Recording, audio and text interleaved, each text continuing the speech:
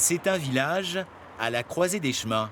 À 50 minutes de Bordeaux et 45 d'Arcachon, Saint-Magne a vu sa population grossir de 293 habitants en l'espace de 6 ans. Le dynamisme se lit d'abord dans le paysage, avec des constructions récentes un peu partout. Dans le bureau de Madame la maire, la photo de la commune n'est plus à jour.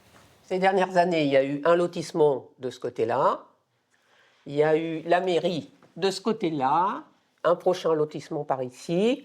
En même temps, on a eu une école qui est largement assez grande et qui peut être agrandie. La poussée démographique impose quand même des investissements.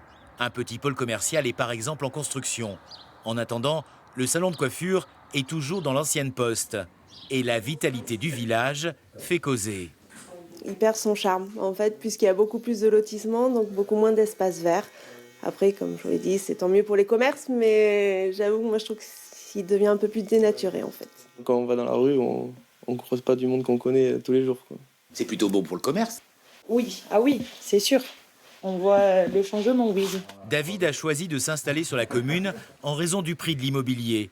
Presque 2 fois moins cher que dans la métropole bordelaise. Ça reste encore accessible. Combien de temps on verra, mais en tout cas, bon, ça fait 4 ans qu'on est là et ça se passe bien, on est bien ici. On a un village un peu dynamique, sympa, donc c'est cool. Plus étonnant encore en milieu rural, un couple de jeunes médecins a posé ses valises à Saint-Magne il y a 6 mois. Ils arrivent de Lille. On voulait partir après l'internat, donc voilà, on ne sait plus ici. On était venus en vacances au départ, et puis après on a cherché plus pour s'installer, et on a trouvé ici, c'était bien. Dans les années 70, 500 habitants vivaient ici. Les Saint-Magnais sont aujourd'hui 2,5 fois plus nombreux.